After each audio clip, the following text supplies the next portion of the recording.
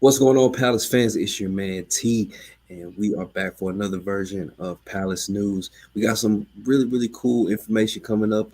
Some interesting things to hear about Marc Guehi, and we're going to chat with you all a little bit about who we saw in training today. Coming right back at you, Palace News.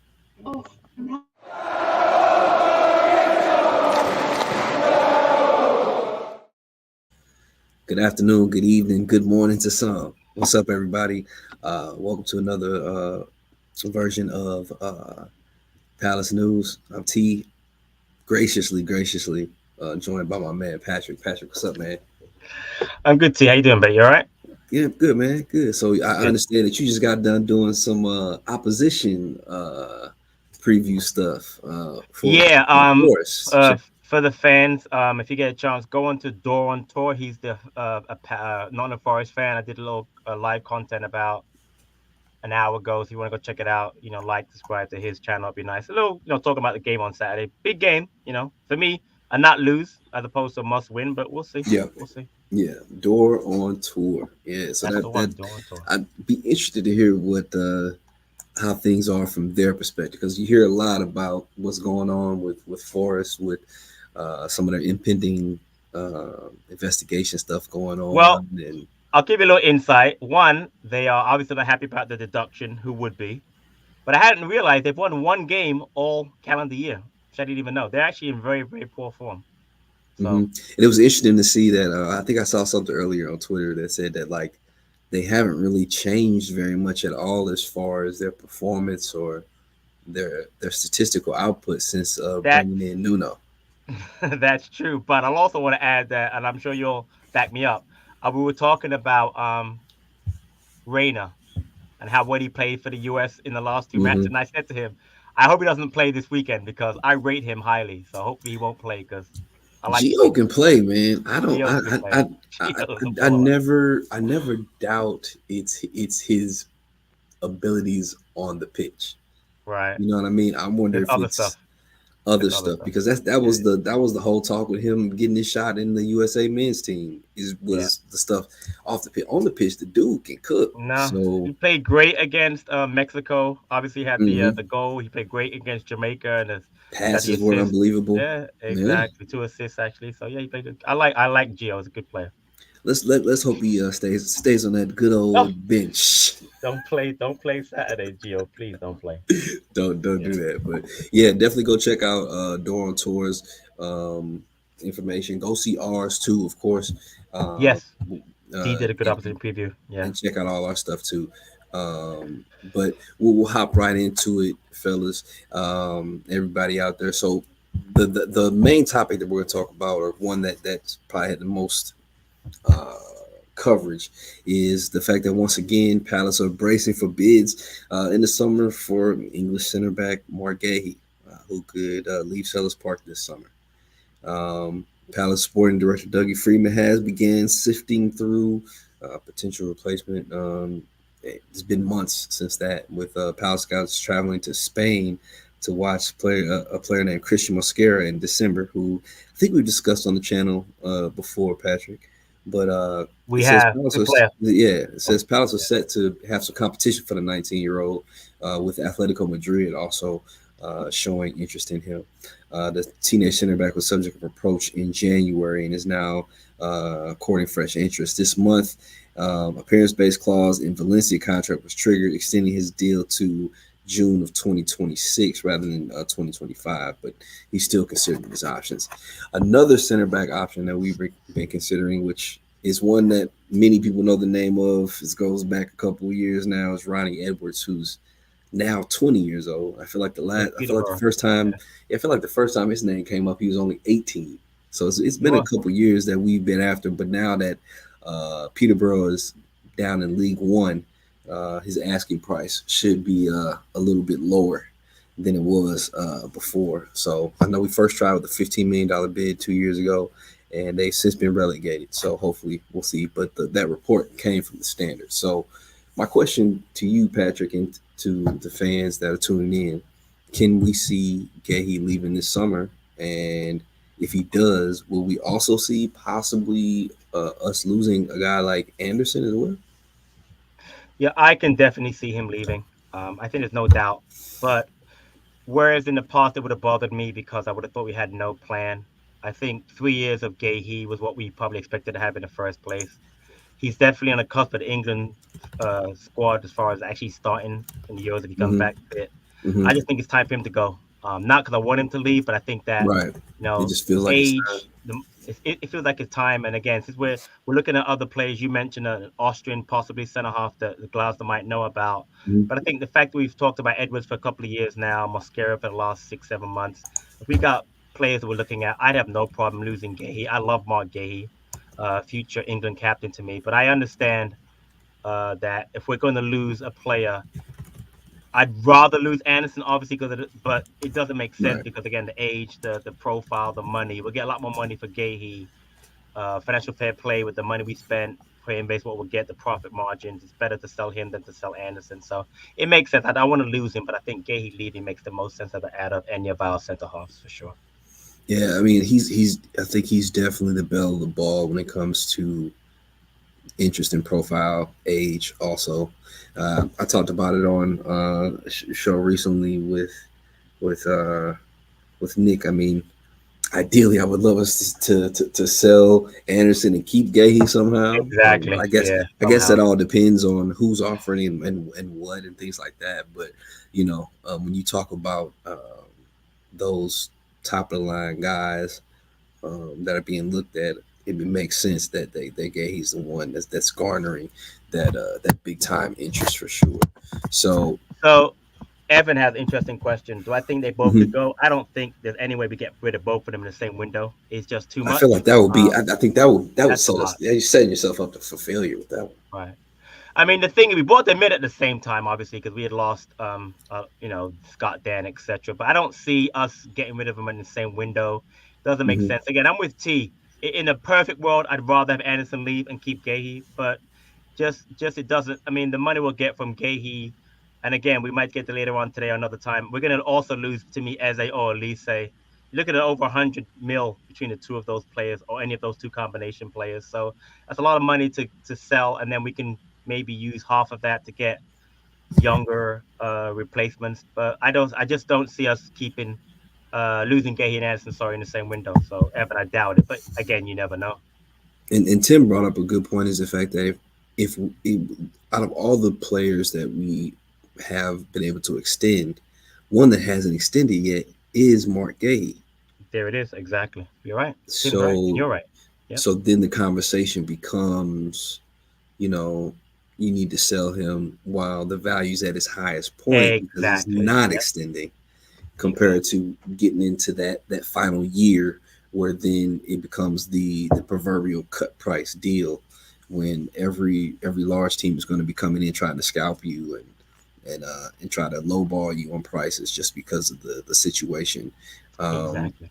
because they have that idea of, well, he doesn't want to stay, he's ready to go, so Exactly. Yeah. Yeah. we'll give you this compared to when you have the opportunity to sell high. So my next question then would be, do we feel like in the event that you lose a guy like Gaten, that Edwards and Mosquera are good enough replacements? Or is it, or not even good enough, but is it enough? Like, is it quality and is it also quantity? Because now we're playing at a back three. Are we feeling like one for one replacement is enough with the fact that you could lose a guy like Tompkins, who's out of contract? Right.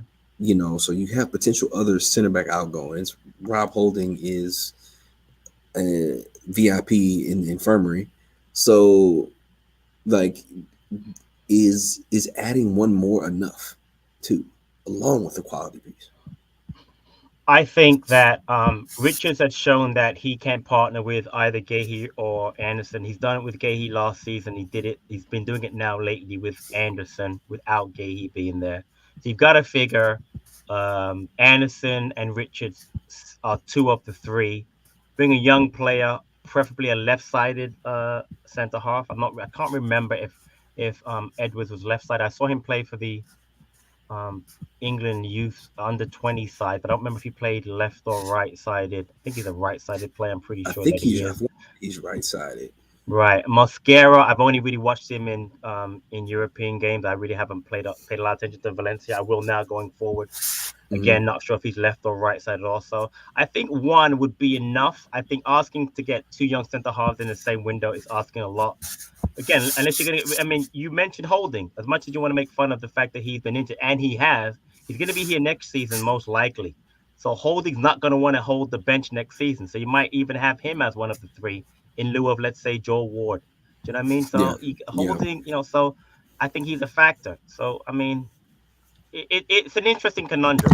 But people who think we're not going to sell this summer are deluded. We're going to sell a top forward player, or at least I said we're going to sell one of our centre halves, and it's going to be. You're right. Listen, the contract is a major issue. It's going to be Marc Guehi. So Hmm. Yeah, I mean, I'm not sure what this comment means exactly because selling our sign best players is an players, embarrassment. I mean, I dividends don't think you over understand what ambition, our model. disgusting. Our model Well, is to develop and sell. well, I'm here's the sorry. thing, and here's So, the thing, Twisted Bible. There's a lot of teams who have long adopted the same system that we now are in the midst of trying to cultivate. You're talking about the Borussia Dortmunds of the world, the Lyons. Um, these are teams. I mean, you can even go smaller league like an RB Salzburg. These the model is to find the quality young talent for the low, keep them for X amount of years, and sell them for a high price so that you can reinvest in the squad while being competitive. correct. Now, I think the frustration from somebody like Twisted comes in the fact that we haven't gotten that competitive piece yet. We haven't gotten to that Exactly. piece. So people Right. feel like we can't let them go yet because we haven't bridged that gap where we're actually competing at a high level, whether it be in league, in cups, or Good point. internet or in Europe. So I Right. get that frustration, but at the same time, maybe we're not competing at that level yet because we haven't been able to invest in the team the way that we need to enough yet either. Because we really have some really talented players. Let me not say that.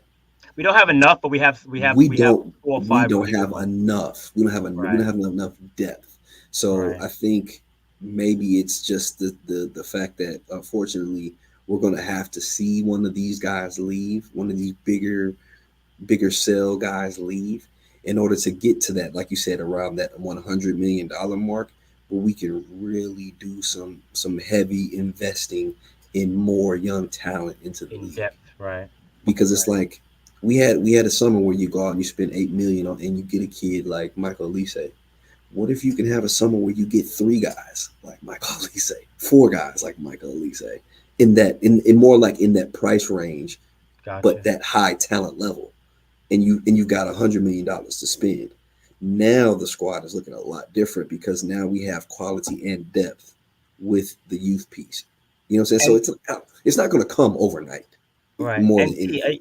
it's a good point, but I also want to add, and I think you make a great point about getting two or three. But I think if we're smart and we have a manager who's smart, Mm-hmm. we don't need two or three. We need one or two, and you're going to use a Jezrak Saki. Mm-hmm. You're going to use a Yep. couple of other kids that we have in our academy who are going to be coming through at 18, 19, 20 next couple of years Mm-hmm. and use those players because we have, I'm not saying we have a top quality academy, though we are category one, where, the 21s are like 12th, 13th in a 24 team league, and this 18th are like sixth or seventh in a very competitive top category one league. But there are some players like Jesse Marsh, uh, sorry, Jesse Derry, Zach Mm-hmm. Marsh in the Yep. 18s. You've got Agbinoni. You've got some really good young players who need a pathway to the first team.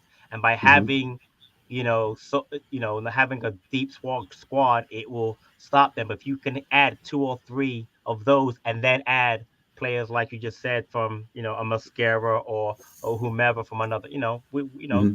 the, the future looks brighter than just saying that we're gonna that we don't you have to use those academy kids at some point. And you have an excellent point because all those clubs that I mentioned, along with clubs like Lyon, not only are they great at finding great young talent and investing in them and then being able to sell them on, they're great at developing their own young talent, bring them through the Exactly. ranks. Right. Like, think about how many guys have come through. Those are footballing factories. And then I saw, the fact that, Twisted said that this model never reached footballing success. What does success look like to you? What does success look like to our club? Because Right. right now, if you were to ask our fan base, success looks like uh, competing heavily for Survival. cups, competing heavily for some people. Right. It's It, survival. it is survival, which I feel Yeah. like as a fan base we should really be past. But unfortunately, 100%. yeah. But for some people, and possibly those that are running the club, success for us might look like competing heavily for cups and getting it, breaking into the top 10, and then at the precipice of it all, competing for European spots. Not not 100%. not even not even going having European success and winning European Of championships, course. No, you got to but take baby steps. You got to look at it. but getting there. Yep. And so if you're saying this model never reached footballing success, that is incorrect, because you've got a multitude of clubs with this same model that are continually having success, that are continually churning out great talent while still competing in their domestic leagues, getting to Europe. They're constantly on those stages. So the question is, what does the success then look like? Yeah.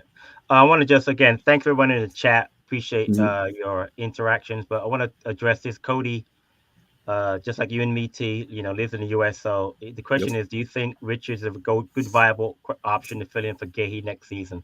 Here's my thoughts on Chris Richards. I watched him a lot during the last two Nations League matches against Jamaica and Mexico, and I've never seen him play better for the U.S. side, honestly. And I just see there's something different about him. Seems more confident of late. He was trying to hit diagonal balls 30, 40 yards. I've never seen him do that for Palace. I've never seen him for national team before. I think that he's not at Guehi's level, but I think that in a back three, he is more than capable of being one of those three players in that back three and being a very good Premier League player. So I'm not sure. Again, I'm not going to say Cody he's a Guehi level, but I think he can definitely play in a back three and be a very, very good player for Palace, in my Yeah, opinion. man, I agree with you fully 100%. I mean, we're talking about a guy who is a number one option for his country, playing at a high level, winning silverware for his country too. And then when he's playing for us, I mean, he's been super solid this season. He You know what I has, mean? And he's even been solid when we've asked him to play out of position. You know and what I that's the mean? thing. That's the thing. I think he's been unfortunate to be playing out of position so much this season. I think if you watch him play in a back two or a back three, he's more complete. He was never a right back. He was never a defensive midfielder. He wanted to play, and I give him credit for doing a job, as they call it. But I don't think that was every position. So I Right. think you see. I don't think you're going to see him get better under a Glasner. I just think Glasner will get the best out of him. I really do. I just think that um, his experiences this season are going to make him a better player. Yes, quite right. So moving on to the topic of guess who was in training today. Exactly. It's been said and noted that Michael Elise has returned to first team training, um, as well as some of our academy players that took training. Two in particular that I saw from some of the photos was Adler Nascimento and Danny Imre. Imre, Now, right? I think that the Imre inclusion is kind of continuation on from what we saw in Marbella, because he actually got in Yep. the match against Bodo Glint. But as we all know, or well, most of us probably know, Daniel Munoz came off in the preseason, I mean, in the international match. Now, word is that it was precautionary, but we'll see. Um, so Patrick with Imre getting in there, he's really starting to see more and more time training with the first team, and also what we saw with Munoz. If Munoz isn't able to go on Saturday, for you, or in your mind, for let me I'll do for you, but then also who do you think slots into on that right side in Munoz's stead? Well, I'm gonna base it on history and the Bodo Glimp game when we changed the entire team. He put Imre in a back three, and he had Nathaniel Klein at wing back. And I don't think there's any way Imre starts against Forest away. I just don't see it. As much as I think that it'll be exciting to see him play there, I think there's a lot of pressure put on that kid to put him in that game. You have a healthy Nathaniel Klein. He's not a wing back, but he can play on the right side. He's the right side to pull back. So I'd be shocked to see Dan Imre start. I want to see him on the bench. Don't get me wrong, but I wouldn't. I would not. I just don't see it. I don't see him starting on Danny Imre over an experienced Nathaniel Klein. But you never know. Right, and I think I agree with you on that. I mean, I wouldn't mind him being on the bench and maybe even get into the match. Quite honestly, I think it'd be a good thing for him to maybe get some late minutes in the match. I think it's a fair assessment to put him in there to see what he can do, to see how he looks in that Agree. role, for sure. But yeah, I would hope that we wouldn't be piling that type of pressure on him to go in and have to start that match. Yeah. Also, Tim Evans, right? Oh I yes, saw yeah, Raksaki yeah. was also in training, which is Jazz is good. out there Listen, too, you've man. got Raksaki and Elise. At least if they're not in for this game or Bournemouth, you figure Man City, Liverpool, etc. They're going forward. You can have options going forward for Glasgow. So that's something to look forward to. Obviously, losing Johnstone has been terrible. Losing Guehi is not great. Well, as terrible, I'm saying, but at least you've got players coming back, and I hope the Munoz Hmm. injury isn't a serious one. So let's hope that fingers crossed. If we don't see them on Saturday, we have them back for Bournemouth and City and Newcastle and Liverpool. We got some very tough games coming up. So hopefully we're getting healthier. It's getting to that point where I'm wondering, you know, when everybody is ready and fit, who makes selection for for Glasner when we have all those options, when you get a Gahey back, when you have Michael Elise ready, uh Jez Raksak is able to be selected, Franca can play a part, then you got somebody like Imre who could possibly be stepping into a role. I wonder, I just wonder what that selection will look like for Glasner. I'll tell you what. I'm excited if you're saying everyone's healthy based on um not long term like Decore. If you can give Right. me a back five of Mitchell, Munoz on the other side. You've got Gehi, Richards, and Anderson as the center half. You've got Lermer and Wharton in the middle. And you give me Olise, Eze, and Mateta. And you can tell me I can bring Edward on, Franz on, Raksaki on. I'm happy. Yeah, I mean I'm that's excited. You know I mean, that'd be fun. that's really good depth. Though that's like when you're making a substitution, you have hope that the guys that you're bringing in. You didn't even mention guys like a Hamada I'm gonna say, with coming all in. respect, thank you, Luke. Ahamada Ozo, exactly, could come on, So exactly, right? So you got some really talented guys that could be coming off your bench that you could be excited to see what they can do when they get a chance to enter a game. You know what I mean? And yeah. I think that's something that we've been wanting to see as Palace fans for a very long time. Yeah, I mean that's all you ask for. You want some quality. You want to see some. For me, you want to see some kids. You want to see some excitement. You want to see some hope. And seeing players like Raksaki get minutes at the end of the season, Ahamada, Ozo, and again, I didn't mention Imre, Franco Umo has been training. I saw Hmm. finally Hmm. Matherin. I saw finally in with the first team. Maybe he's been in it, but I haven't seen videos of him before or pictures. That's great because he deserved the chance. Players that are doing the job in the 21s need to get a chance. Franco Uma deserves a chance. Imre deserves a chance. Matherin deserves a chance. They've been brilliant this season for the 21s. I mean, so yeah, I mean, And that's what you're looking it, for. and one of the things that's important too is like you want those guys getting that training experience right now, Of course. because come the summertime, a lot of these guys, these older guys, are going to be shifted out, and then you're going to be expecting these young guys to step in and play a part in the preseason uh, training, and you want them Exactly. you want them to be comfortable. You want them to be ready to go and have the confidence to step in and get minutes in the summer to see you know what they're made of, what they can do, and what ultimately lies for them in their future with the You know club. what?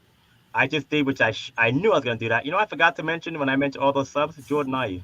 The lack of respect I just showed is terrible. I forgot to mention Because Jordan oh Ayew yeah, just you now. because wait Imagine because you said Lisa, yeah, you said Lisa I said as Lise a Eze and Mateta. Mateta, and I forgot. I just like, yeah, you know, that's That's what I'm saying. You know, that's you that's don't like 6 or 7 guys that come off your bench that are exactly. like It makes it, yeah. That, and I know a player. Sorry, imagine like Glasgow will utilize those players. He'll bring them on as subs. You know what I mean? So hmm I, again, I just totally forgot about Jordan Lyon. I yeah. apologize. So So, I hope he doesn't see this. We're sorry. exactly, Jordan, you know I love you, bro. So sorry about that. Well, that'll pretty much do it for the show, everybody. We appreciate you all tapping in with us again. It's another great show. We didn't have a lot of subjects to talk about, but I feel like we still got some good content, good conversation. It's always great to just get on here and tap in with you all, man.